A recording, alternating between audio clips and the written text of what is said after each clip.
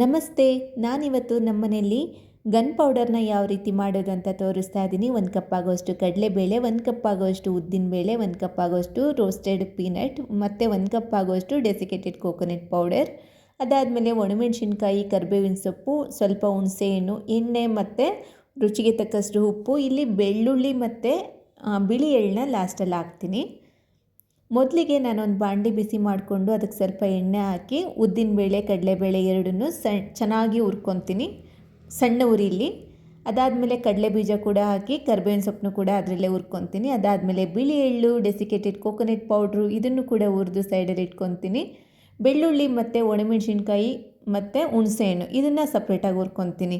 ಇದಿಷ್ಟನ್ನು ಹುರಿದಂಥ ಪದಾರ್ಥ ಏನಿದೆ ಇದಕ್ಕೆ ರುಚಿಗೆ ತಕ್ಕಷ್ಟು ಉಪ್ಪನ್ನ ಸೇರಿಸ್ಕೊಂಡು ಇದನ್ನ ಇವಾಗ ಚೆನ್ನಾಗಿ ಪುಡಿ ಮಾಡ್ಕೊತೀನಿ. ಇದಂತೂ ತುಂಬ ದಿನ ಇರುತ್ತೆ, ಏನೂ ಹಾಳಾಗಲ್ಲ. ಇದನ್ನೆಲ್ಲ ಫ್ರಿಜ್ಜಲ್ಲೇ ಇಡಬೇಕು ಅಂತ ಏನಿಲ್ಲ, ಎಲ್ಲ ಪದಾರ್ಥನೂ ಚೆನ್ನಾಗಿ ಹುರ್ಕೊಂಡ್ರೆ ಸಾಕು.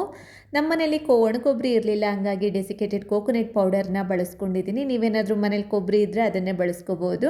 ಈ ಗನ್ ಪೌಡ್ರ್ ಇದ್ರಂತೂ ಚಟ್ನಿ ಮಾಡೋ ಅಂಥ ಅವಶ್ಯಕತೆನೇ ಇರಲ್ಲ. ದೋಸೆ, ಇಡ್ಲಿ, ಬಿಸಿ ಬಿಸಿ ಅನ್ನಕ್ಕೂ ಕೂಡ ತುಂಬ ಚೆನ್ನಾಗಿರುತ್ತೆ. ಒಂದು ಸಲ ಟ್ರೈ ಮಾಡಿ. Thank you so much video ನೋಡಿದ್ದಕ್ಕೆ.